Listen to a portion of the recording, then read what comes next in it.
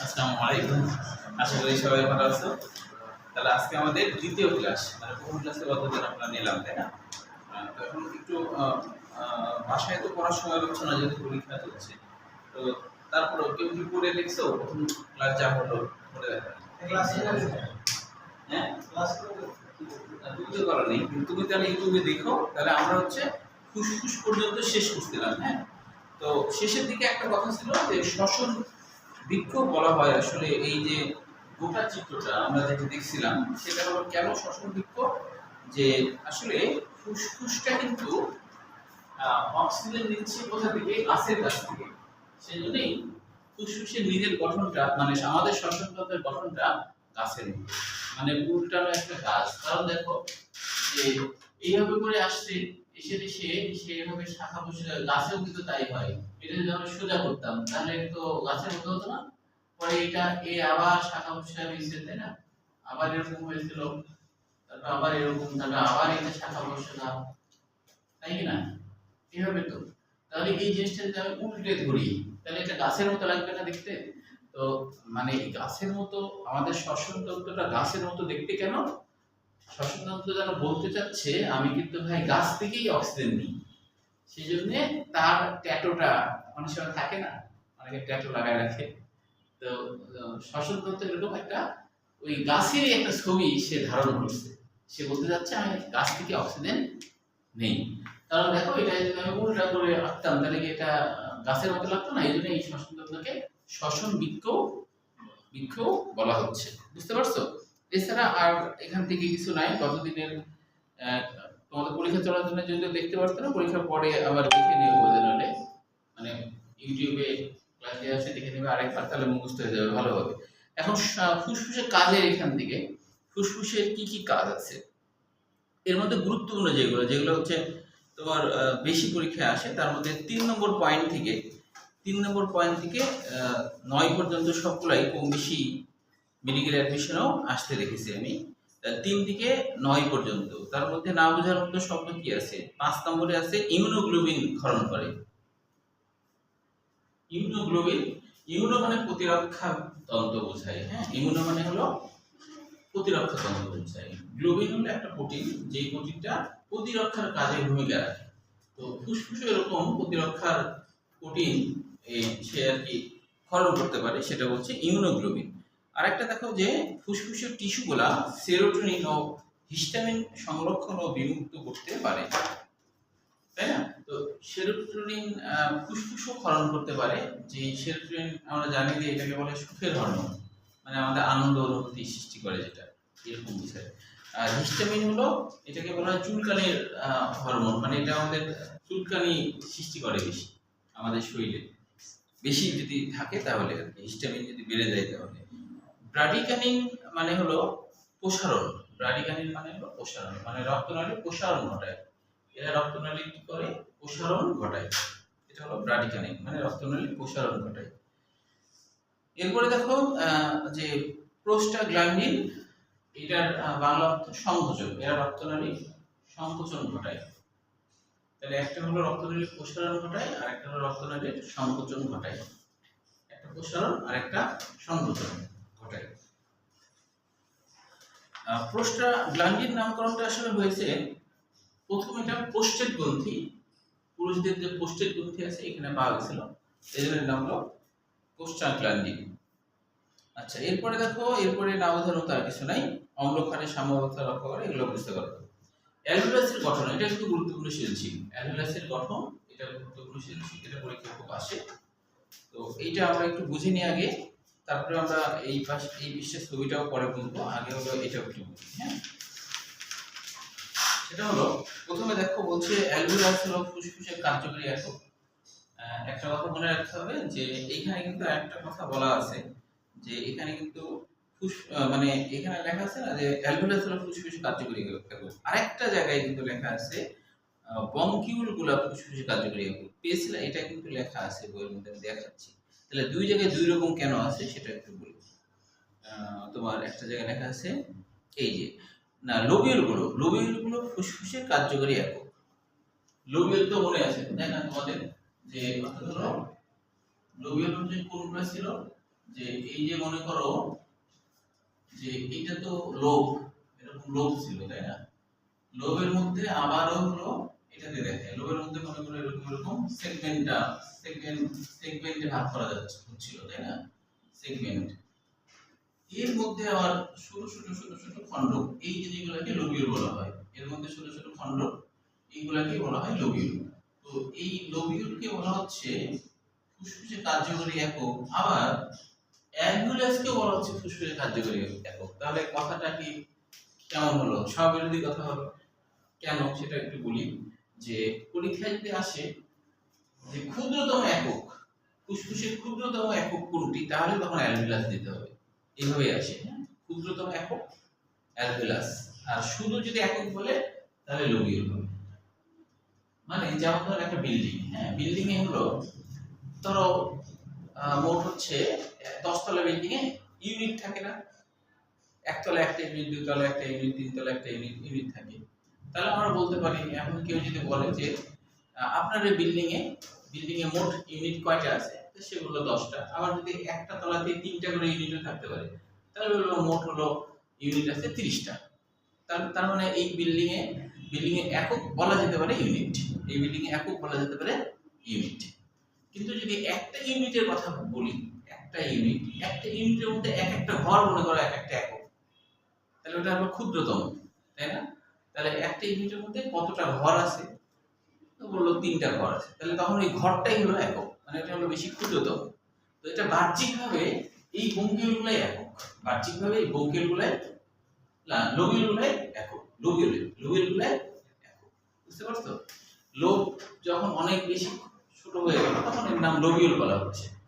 তার আগে অবশ্যই এর মধ্যে যে খণ্ডগুলো ছিল, এই খণ্ডগুলোকে সেগমেন্টাল বলা হচ্ছে তাই না, সেগমেন্টাল বলা হচ্ছে, মানে ফুসফুসীয় অংশ, ফুসফুসীয় আলাদা আলাদা অংশ, আর ওই সেগমেন্টালের মধ্যে আছে লোবিউল।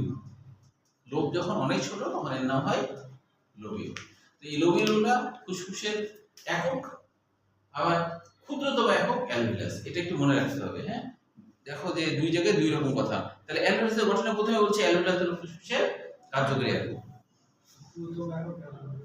হ্যাঁ ক্ষুদ্রতম একক হবে এটা আসলে। হ্যাঁ, লোবিউলটা আছে দেখো তোমার প্রথম ফুসফুসের প্রথম প্যারার শেষ 2 লাইন পাইছো, দেখো লেখা আছে লোবিউল হলো ফুসফুসের কার্যকরী একক, পাইছো না, তাই কি না।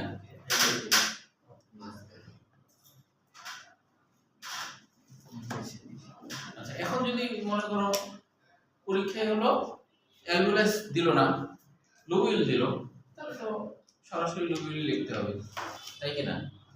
দুইটা একসাথে দিবে না, দুইটা একসাথে দিয়ে যদি বলে ক্ষুদ্রতম একক, তখন কিন্তু অ্যালভিওলাস দিতে হবে, লোবিউল দেয়া যাবে না। যদি বলে ক্ষুদ্রতম একক, তাহলে বুঝতে পারছো, বইটা ক্লিয়ার করা নাই কিন্তু এইভাবেই কোশ্চেন হয়। হ্যাঁ, এটা একটু মনে রাখবে তাহলে হবে। আচ্ছা, এবার একটু খেয়াল করো যে এখানে বলছে এগুলো আঙ্গুরের থোকার মতো উচ্চবদ্ধ, এগুলো বুঝতে পারবা।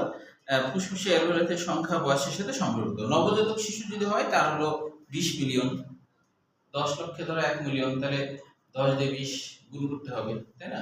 এখন পরীক্ষায় তো লক্ষ হিসেবেও আসতে পারে, এই জন্য এটা একটু বাড়িতে গুণ করে লক্ষটাও বসায় রাখবে। পরীক্ষা দেখা যায় মিলিয়ন না আসলে লক্ষ দিয়ে দিল, দেখি যে ছেলেবেলে ম্যাথ কেমন পারে দেখি, তাই কিনা।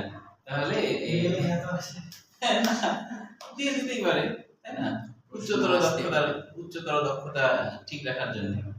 দিয়ে এখানে আছে কি মিলিয়ন আছে না, তাহলে এখন বললো যে নবজাতক শিশুর ফুসফুসে কত লক্ষ অ্যালভিওলাস থাকে, তাহলে তোমাকে 20 দিয়ে 10 লক্ষ গুণ করতে হবে, তাহলে হয়ে গেল। তাহলে ওটা একটু করে রাখলাম, চোখের সামনে থাকে যদি এইভাবে দেয় তাই না। এই একইভাবে 8 বছরে 300, তাহলে সেখানে আবার 10 দিয়ে গুণ, তারপরে 10 লক্ষ সে, তারপরে অন্যদিকে একজন পূর্ণবয়স্ক সুস্থ মানুষের দুইটি ফুসফুসে থাকে প্রায় 480 মিলিয়ন, সবগুলোকেই কোটি বা লক্ষতে ইয়ে করতে হবে। অ্যালভিওলাসের সংখ্যা ফুসফুসের আকারের উপর নির্ভরশীল, ফুসফুস যত বড় হবে অ্যালভিওলাসও ততটা হবে। এটা গুরুত্বপূর্ণ, এটা বেশ কয়েকবার আসছে, বোর্ড পরীক্ষায় আসছে, মেডিকেল অ্যাডমিশনে আসছে। সেটা হলো অ্যালভিওলাসের ব্যাস 0.2 মিলিমিটার, আর এর প্রাচীরের পুরু হচ্ছে 0.2 মাইক্রোমিটার। এগুলোর বাইরের দিক প্রচুর কৌশিক জালিকা নিবিড়ভাবে অবস্থান করে।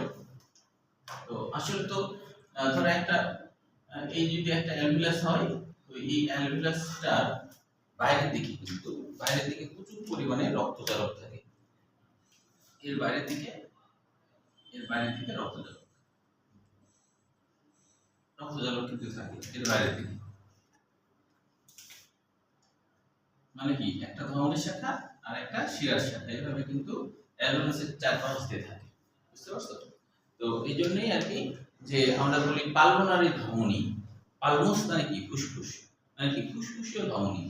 ফুসফুসীয় ধমনী মানে কি, যে হার্ট থেকে কার্বন ডাই অক্সাইড যুক্ত রক্তগুলা ফুসফুসের অ্যালভিউলাসে নিয়ে যাচ্ছে। মনে করো এটা হলো ফুসফুসীয় ধমনী, কার্বন ডাই অক্সাইড যুক্ত রক্ত নিয়ে আসি কার্বন ডাই অক্সাইড গুলা ব্যাপন কূপের মাধ্যমে অ্যালভিউলাসের মধ্যে দিয়ে দেয়।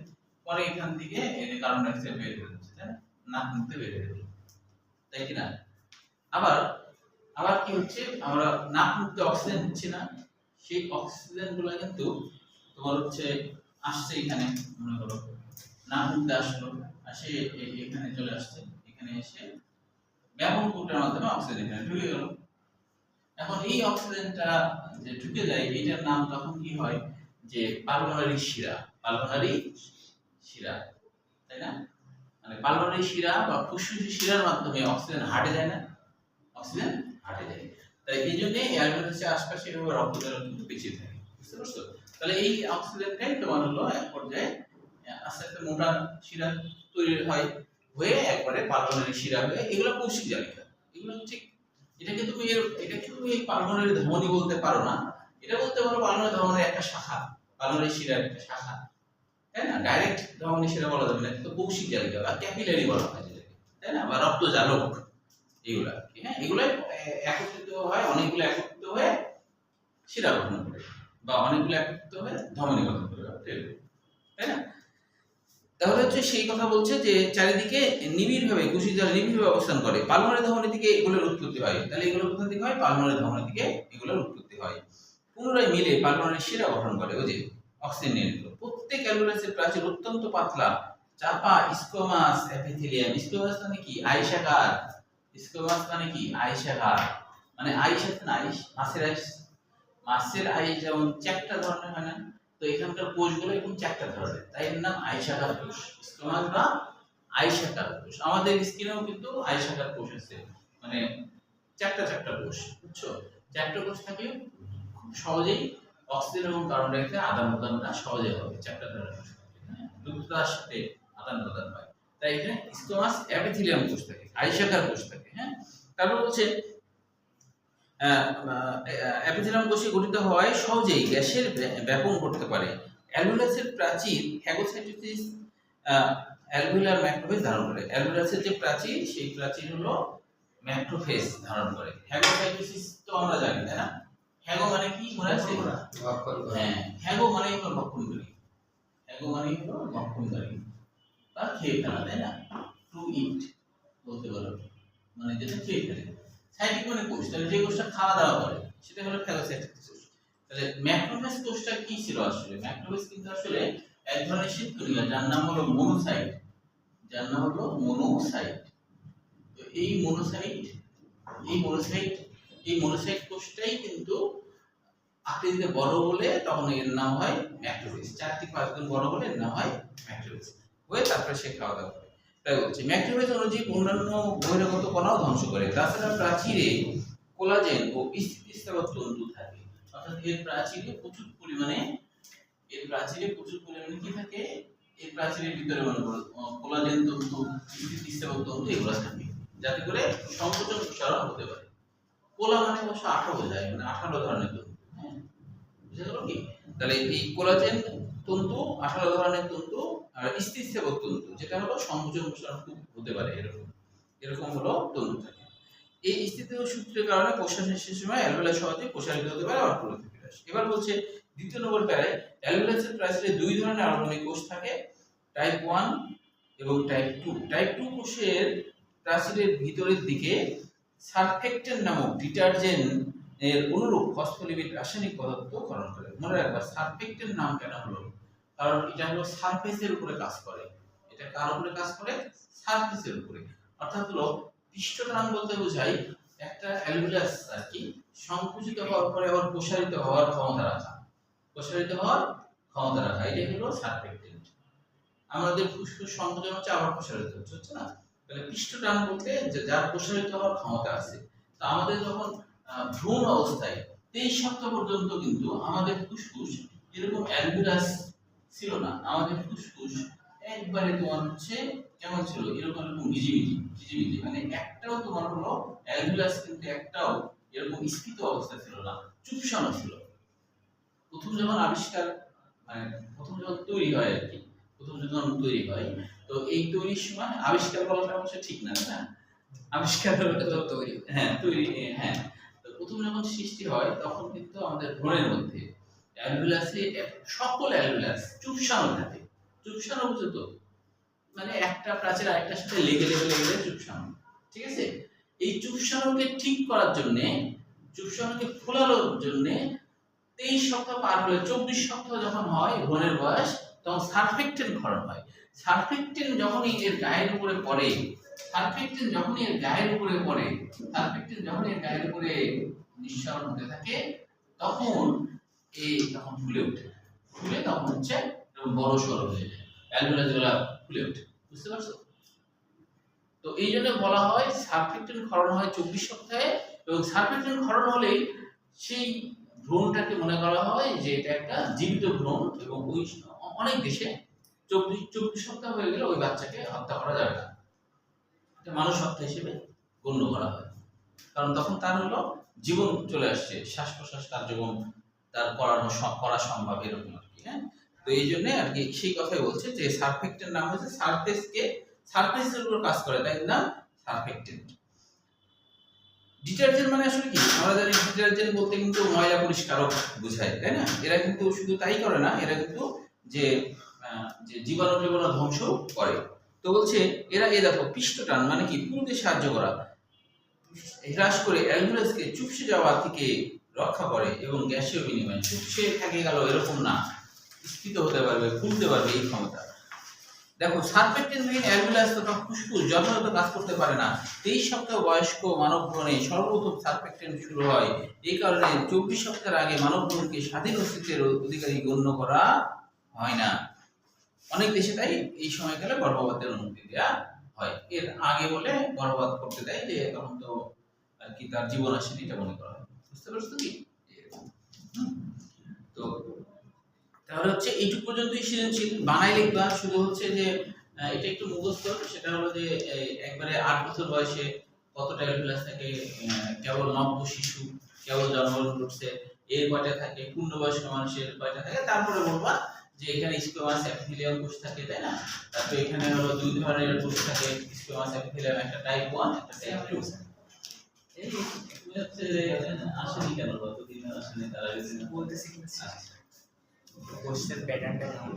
ও কোশ্চেন প্যাটার্নটা এরকম যে অনেক সময় হচ্ছে ছবি দিয়ে দেয়, হ্যাঁ, অন্যান্য বইগুলিতে যেটা আসে ছবি দিয়ে অ্যালভিউলাস, হ্যাঁ অ্যালভিউলাস দিয়ে, তারপরে মনে করো এই যে এর মধ্যে অ্যালভিউলাসের ছবি দিয়ে আছে, মনে করো ধরো এটা একটা অ্যালভিউলাসের ছবি, এরকম চিহ্নিত করে ছোট ছোট করে দেয়, দাও এরকম চিহ্নিত করে বলে এই অংশের গঠন বর্ণনা করো, হ্যাঁ। অথবা হলো যে শিক্ষক ক্লাসে ষষ্ঠ তত্ত্বের এমন একটি অংশ নিয়ে আলোচনা করলো যেটাকে বলা হয় যে শ্বসনতন্ত্রের ক্ষুদ্রতম একক।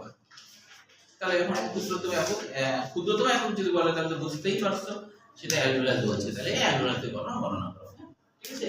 অথবা শ্বসনতন্ত্রের এমন একটি অংশ নিয়ে আলোচনা করা হলো যেখানে সারফেক্টেন্ট ক্ষরণ হয়, এটাই বলে দিল, মানে ভিতর থেকে একটা টপিক দিয়ে যেখানে সারফেক্টেন্ট ক্ষরণ হয়, তাহলে সারফেক্টেন্ট ক্ষরণ হয় অ্যালভিউলাসের ওইখানকার কোষগুলো থেকে, যার জন্যই পৃষ্ঠটান ঠিক থাকে, অর্থাৎ ফুলতে পারে, পৃষ্ঠটান মানে ফুলতে পারার ক্ষমতা, তাই না? এইভাবে আসতে পারে, ঠিক আছে। তবে অ্যালভিউলাসের এই গঠনটা কিন্তু সৃজনশীলের জন্য খুবই গুরুত্বপূর্ণ। তাহলে এই ছবি যদিও আঁকা আসে না, আঁকতে হলে যে এইটা এখানে দেখো আমরা আঁকছি, তার আগে কিভাবে আঁকতে হয় আমি দেখা দিচ্ছি।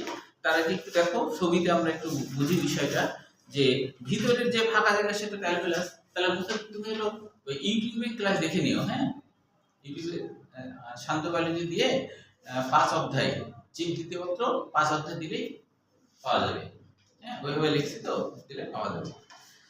তাহলে অ্যালভিউলাস হচ্ছে ভিতরের অংশটা, আর হচ্ছে যে অ্যালভিউলাসের বাইরের দিকে দেখো স্কোয়ামাস অ্যাপিথেলিয়াম কোষ আছে, এছাড়া এর বাইরে আছে শ্বেতকণিকা আছে, তারপরে কৌশিক জালিকা তো আছেই, কৌশিক জালিকার মধ্যেই লোহিত কণিকা আছে, সারফেক্টের নিঃসরণকারী কোষ দেখানো হচ্ছে, অ্যালভেওলাসের ভিতরের দিকে একটা ম্যাক্রোভেজ কোষ আছে।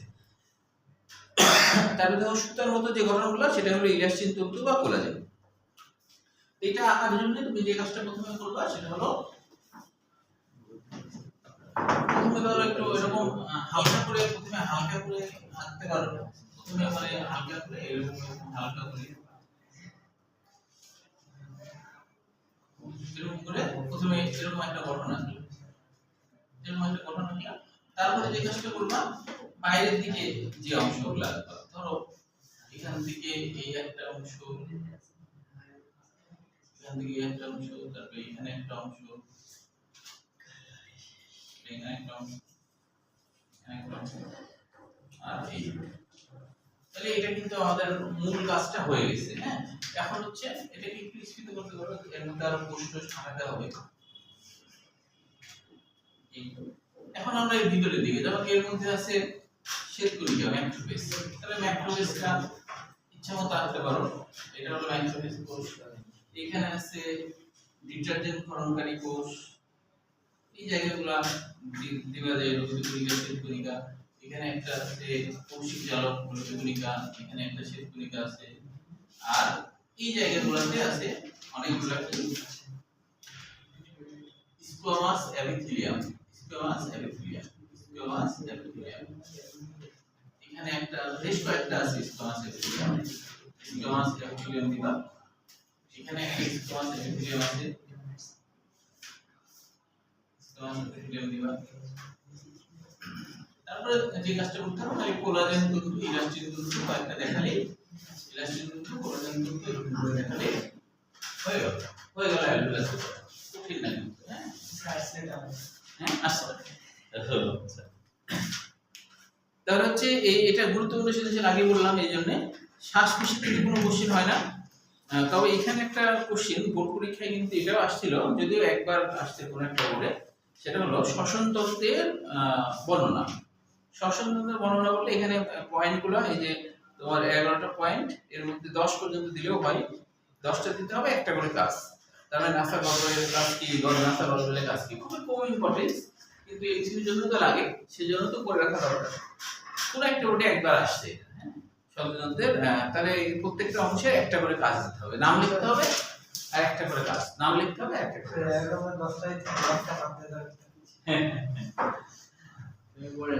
হ্যাঁ, তাহলে শ্বসনতন্ত্রের কাজটা ক্ষয়ের জন্য, শ্বসনতন্ত্রের কাজটা ক্ষয়ের জন্য করবা। তবে এখানে দেখো না কিছু এমসিকিউ আছে, যেমন হলো 3 নম্বরে পানি সাম্য সম্পর্কে বলছে। পানি সাম্য যে আমাদের নিঃশ্বাসের সময় 400 থেকে 600 মিলিলিটার পানি দেহ থেকে বেরিয়ে যায়। তো কিভাবে বেরিয়ে যায়? হ্যাঁ, বেরিয়ে যায় না, বেরিয়ে হচ্ছে পানি দিচ্ছি। তো আমাদের নিঃশ্বাসের সময় কিভাবে আমাদের পানি বের হয়, তুমি দেখবা আয়নাতে যদি করো দেখবা যে অনেক পানি কিন্তু দেখবা যে আয়নাতে আছে, তার মানে কি আমাদের নিঃশ্বাসের সাথে পানি বের হচ্ছে, আমরা বুঝি না, তাই আয়নাতে দেখলে বুঝতে পারবো। তো তাহলে হচ্ছে যে,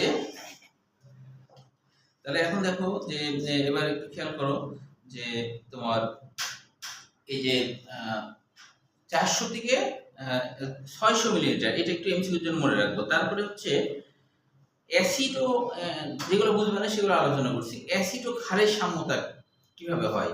দেখো আমাদের হচ্ছে কার্বন ডাই অক্সাইড বারবার বের করে দিচ্ছে, এই বের করে দেওয়ার জন্য আমাদের রক্ত কিন্তু খুব বেশি অ্যাসিডিক হতে পারছে না, তাই কি না? আমাদের রক্ত তো আসলে ক্ষারীয়, তাই না?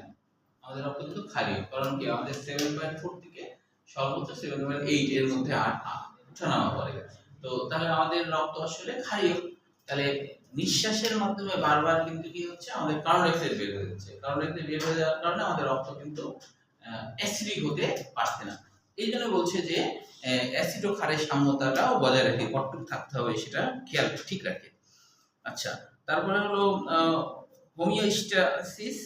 আমরা তো জানি যে স্টার্ট মানে ধ্রুব বা স্থির রাখা, তার মানে হলো আমাদের অন্তঃস্থ পরিবেশ, আমাদের রক্তের যে পরিবেশটা, সেটাও কিন্তু আমাদের শ্বসন ক্রিয়ার কারণে, আমাদের হচ্ছে শ্বাসক্রিয়ার কারণে, শ্বাস নিচ্ছি, অক্সিজেন যাচ্ছে, বের করছি, এটার কারণে আমাদের কিন্তু ধ্রুব অবস্থা ঠিক আছে, কখনো আমাদের ধ্রুব অবস্থার এদিক সেদিক হচ্ছে না।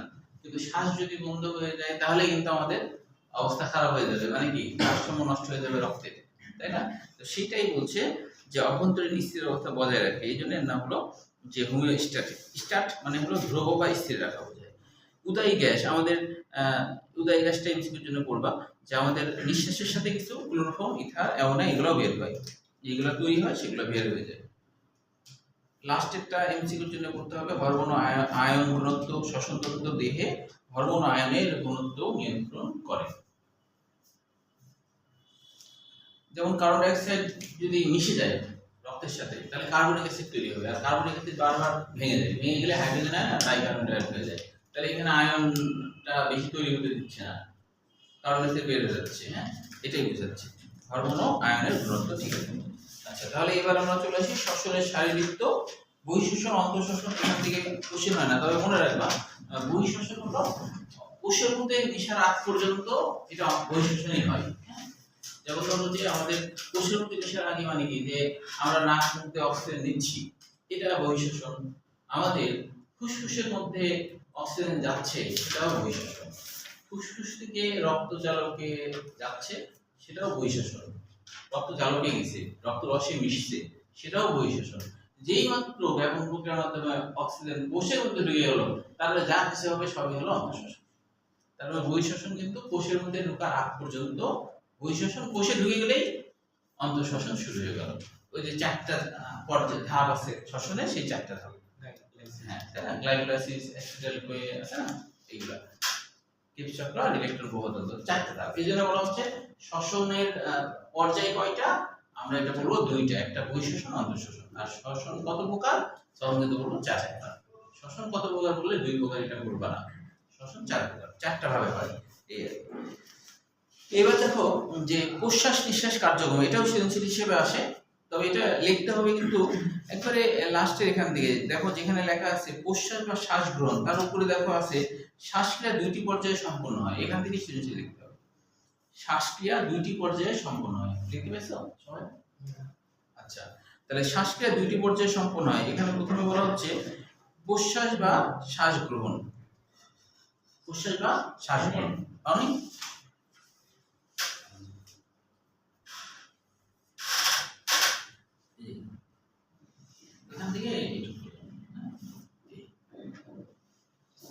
তাহলে দেখো যে শ্বাস গ্রহণ বা প্রশ্বাস, অনেকে এরকম করে ভুল কথা বলে, যেমন অনেকে বলে যে নিঃশ্বাস নিতে কষ্ট হচ্ছে, এই কথাটা বললে কি ভুল না ঠিক?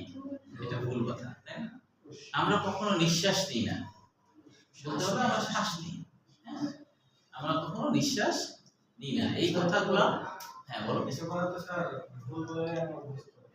ভুল বলে বলে অভ্যস্ত, কিন্তু এটা তো মানে হাস্যকর ব্যাপার। হ্যাঁ, যেমন আমাদের দেশের থেকেও ইন্ডিয়ার পড়াশোনার মান বেশি ভালো, আমাদের থেকে অন্তত। হ্যাঁ, উন্নত দেশে তো আরো ভালো।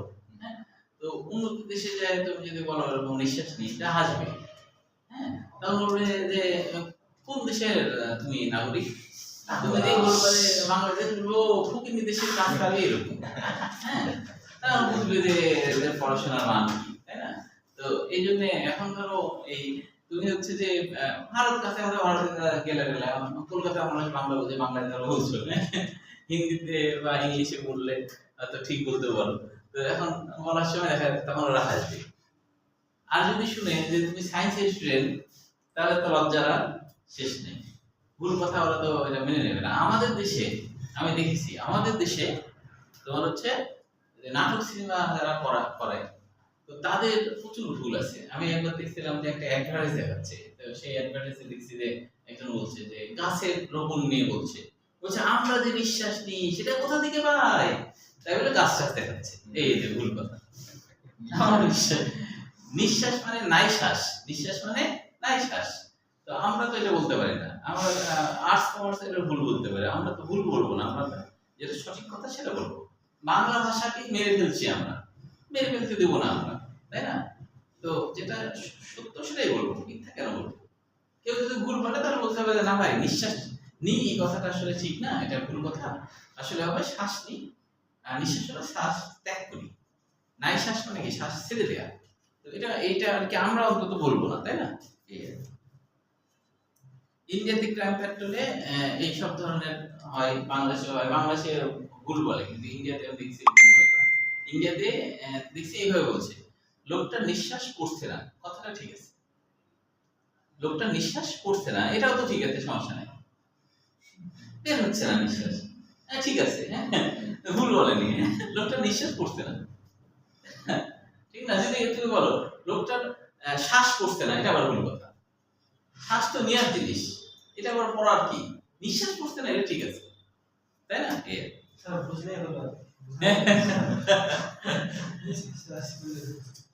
এখন তুমি ভারতে যে বলছো যে ভারতের কোনো ডাক্তারকে বলছো যে আমার নিঃশ্বাস নিতে কষ্ট হচ্ছে, ডাক্তার তো বুঝবেই তোমার নিঃশ্বাস ফেলতে কষ্ট হচ্ছে, তখন তোমাকে ওষুধ দিবে, মনে করো নিঃশ্বাস মানে ফেলা যেন ঠিক করে ফেলতে পারো, তখন তো তোমার হিতে বিপরীত হয়ে যাবে ভুল কথা বললে। ওরা তো সত্য যেটা সেটাই তো বুঝবে। তুমি ডাক্তারকে তাই বলছো যে ডাক্তার সাহেব আমার নিঃশ্বাস নিতে খুব কষ্ট, তখন হচ্ছে বলবে যে ও আচ্ছা, তার মানে নিঃশ্বাস নিতে কষ্ট মানে তো শ্বাস ফেলতে কষ্ট।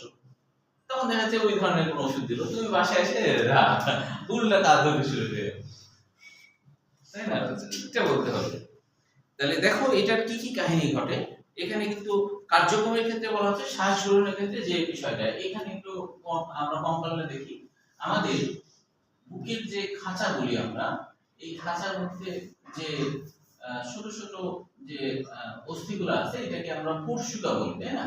বা রিবস বলি। পরশুকার বাংলা অর্থ আসলে বাঁকানো অস্থি। পরশুকার বাংলা অর্থ কি?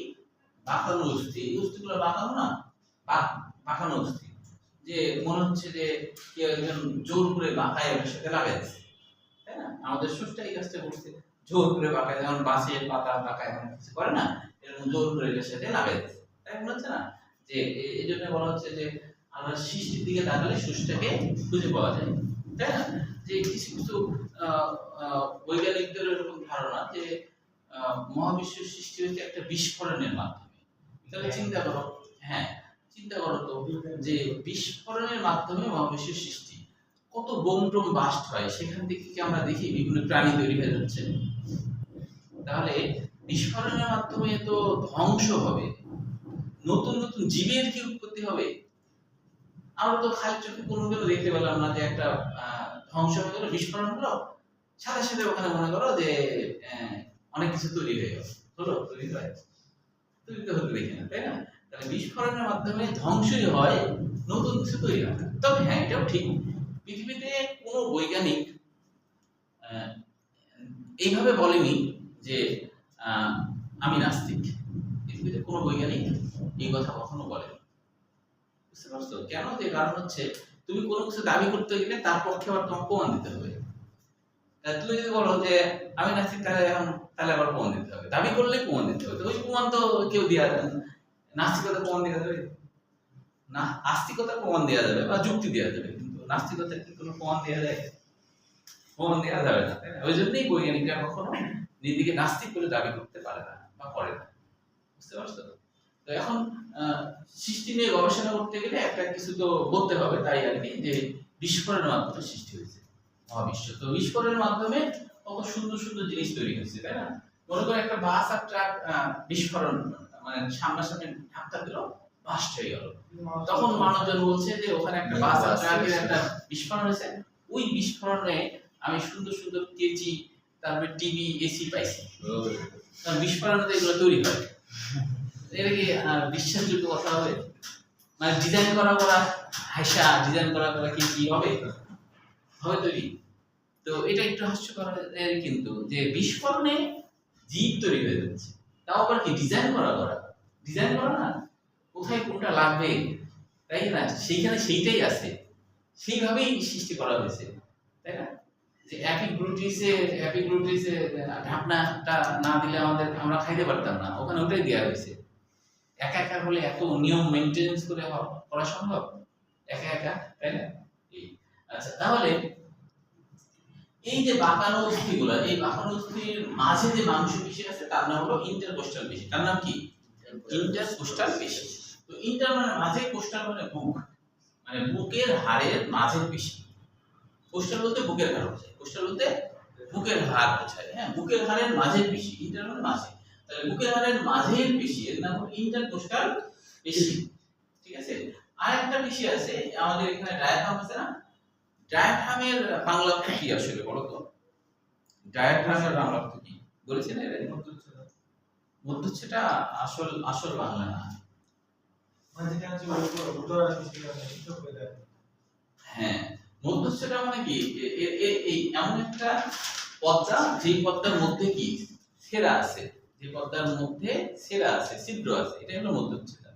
হ্যাঁ, তো অর্থাৎ হলো এখানে যে পর্দার মতো গঠন, তো যে পর্দাটার মাঝে কিন্তু বিশাল বড় ছিদ্র, ওই ছিদ্রের মধ্যে দিয়ে কিন্তু আমাদের খাদ্যনালী মানে সব চলে আসে। ঠিক আছে? তারপরে ধমনী, শিরা, লসিকা নালী সব কিন্তু আপ ডাউন করছে। এই জন্য ডায়াফ্রাম নাম হয়েছে। ফ্রাম মানে হলো প্রাচীর, ফ্রাম মানে কি? প্রাচীর। আর ডায়া মানে থ্রো, থ্রো মানে যে জিনিসটা এপার থেকে ওপারে যাতায়াত করার একটা ব্যবস্থা থাকে, এমন একটা প্রাচীর যেটার ভিতর দিয়ে যে কোনো কিছু যাতায়াত করতে পারে, এটাই হলো থ্রো, এই হলো ডায়াফ্রাম। হ্যাঁ, ডায়া মানে এক জায়গা থেকে আরেক জায়গায় কানেকশন রাখতে পারে এরকম প্রাচীর, এটাকে বলা হয় ডায়াফ্রাম। তো এইটার নাম হলো ডায়াফ্রাম। এই ডায়াফ্রামের মধ্যে কেন্দ্রীয় জায়গাতে টেন্ডন থাকে। ডায়াফ্রাম যে পর্দা, ওই টেন্ডনের সংকোচন হয়, আর হলো ইন্টারকোস্টাল পেশি সংকোচন হয়। সংকোচন হলে কি হয়, আমাদের হচ্ছে সামনের দিকে যে হৃদগুলো আছে সেটা একটু উপরের দিকে উঠে আসে, একটু এরকম উপরের দিকে উঠে আসে। হ্যাঁ, এবং তখন আয়তন বেড়ে যায়। আর আমাদের ডায়াফ্রাম নিচের দিকে নেমে যায় বলেও তখন কিন্তু ফুসফুস প্রসারিত হতে পারে।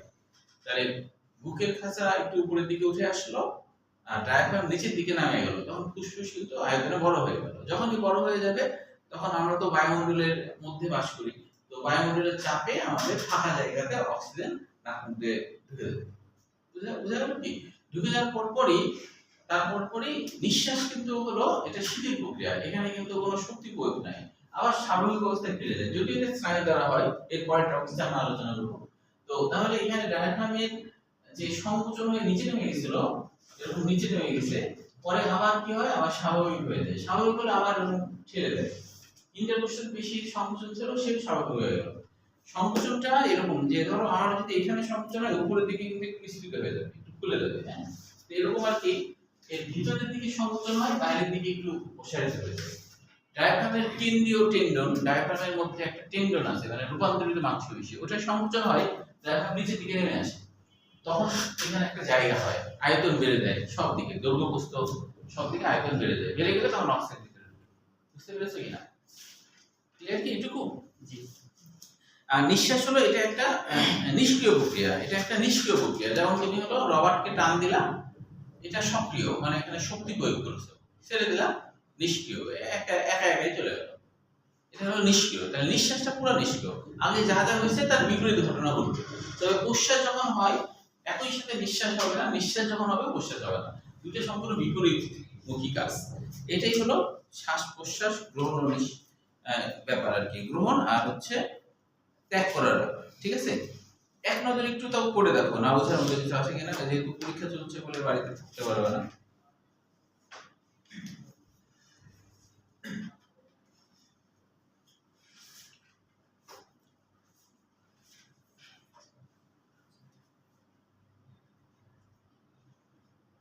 গরম লাগছে না? ঠিক আছে।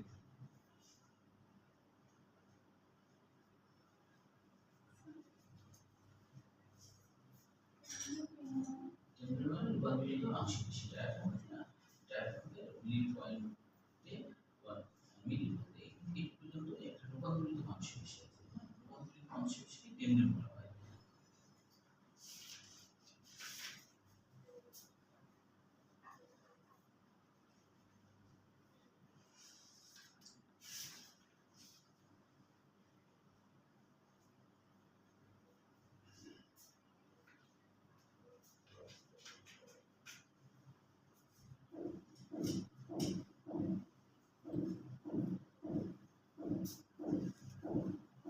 যে জায়গাটা বুঝতে পারা সেটা একটু বলবো।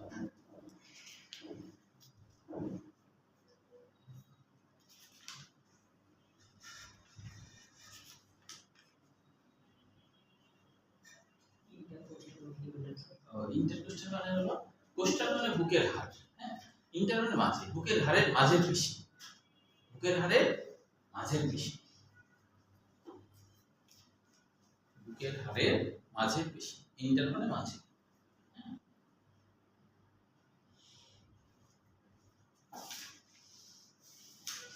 এটা কবে শেষ হয়ে যাবে? আর 2 দিন লাগবে আশা করি।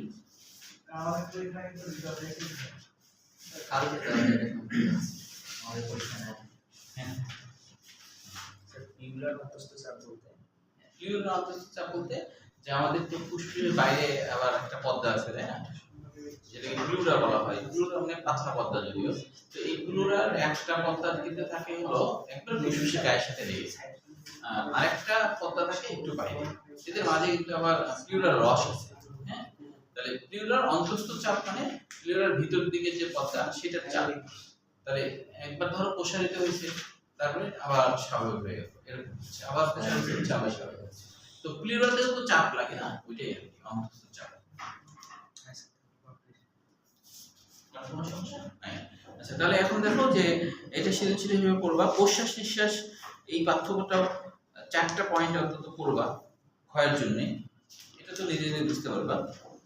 এবার দেখো এটা খুবই গুরুত্বপূর্ণ, প্রশ্বাস নিঃশ্বাস কার্যক্রম নিয়ন্ত্রণ, প্রশ্বাস নিঃশ্বাস কার্যক্রম নিয়ন্ত্রণ।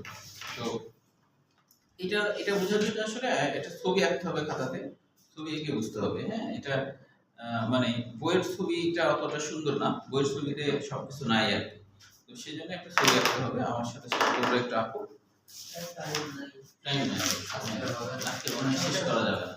আচ্ছা থাক, তাহলে আজকে শেষ করা যাবে না, শুরু করলে আবার, তাহলে আগামী দিন এটা আমরা শিখবো, এটা ছবির সাথে শিখলে খুব সহজেই বুঝে ফেলবো আশা করি, হ্যাঁ। আগামী দিন 2 টপিক শেষ করবো, তারপরে আর 2 দিনে শেষ করে দেবো, হ্যাঁ।